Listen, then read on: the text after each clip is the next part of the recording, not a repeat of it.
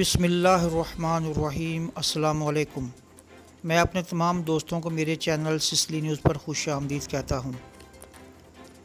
روزنامہ الرائے کے مطابق کویت ایئرپورٹ پر آنے والے متعدد مسافروں میں کرونا وائرس کی تصدیق ہوئی ہے، باوجود اس کے کہ ان کے پاس دبئی سے کیے گئے کرونا ٹیسٹ کی نیگیٹو رپورٹ موجود تھی۔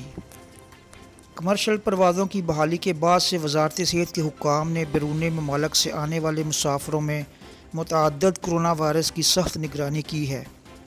باہر سے آنے والے تمام مسافروں میں سے 10% کا بے ترتیب کرونا ٹیسٹ کیا جاتا ہے۔ اس خبر سے کویت پہنچنے کے منتظر افراد میں پریشانی کی لہر دوڑ گئی ہے۔ عرب میڈیا نیوز کے مطابق کویت نے کرونا وائرس کے خلاف جنگ میں پاکستانی طبی ماہرین کی قابلیت کا اعتراف کرتے ہوئے پاکستانی ڈاکٹروں اور طبی عملے کو طلب کر لیا ہے۔ کرونا وائرس کی وبا سے نمٹنے کے لیے پاکستان سے 439 افراد پر مشتمل طبی عملہ جلد کویت پہنچے گا۔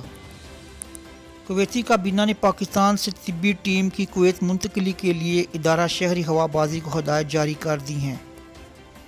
طبی ٹیم کی منتقلی کے لیے کویت کی وزارت صحت اور ادارہ شہری ہوابازی کے درمیان رابطہ ہوا ہے۔ عرب میڈیا کا کہنا ہے کہ کویت آنے والا پاکستانی طبی عملہ 96 ڈاکٹرز، 280 نرسنگ سٹاف اور 63 ٹیکنیشینز پر مشتمل ہے۔ عرب میڈیا نے یہ بھی بتایا ہے کہ یہ پاکستانی طبی عملہ 6 ماہ کے کانٹریکٹ کے تحت کام کرے گا۔ ایک اور خبر کے مطابق تارکین وطن کے لیے 20 پیشوں میں اہلیت کے امتحان کا فیصلہ کر لیا گیا ہے۔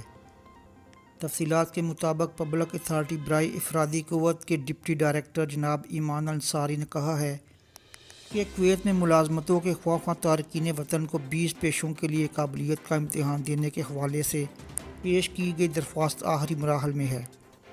الانصاری نے انکشاف کیا کہ کویت کے باہر ان پیشوں کے لیے ٹیسٹ ان ممالک میں کیے جائیں گے جہاں سے کویت اپنی افرادی قوت درآمد کرتا ہے۔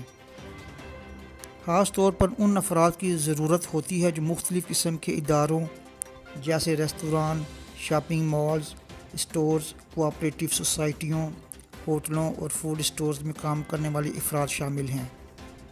ایمان الانصاری نے مزید کہا کہ کرونا وائرس کے بحران کے دوران کام آنے والے افراد کی جانچ کرنے کے منصوبے میں تاخیر ہوئی ہے، لیکن بتدریج واپسی کے بعد ہم نے ان پیشوں کے لیے کام کرنے والے تمام افراد پر ٹیسٹ لاگو کرنے کے لیے حتمی رابطے کیے ہیں۔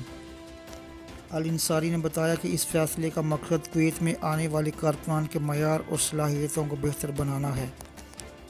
ایسی ہی مزید خبروں سے باخبر رہنے کے لیے میرا چینل سبسکرائب اور لائک کر لیں۔ میں کویت اور دیگر عرب ممالک سے جڑی اہم خبریں اپنے چینل پر اپلوڈ کرتا ہوں۔ اپنی اگلی خبر تک آپ سے اجازت چاہوں گا۔ اللہ حافظ۔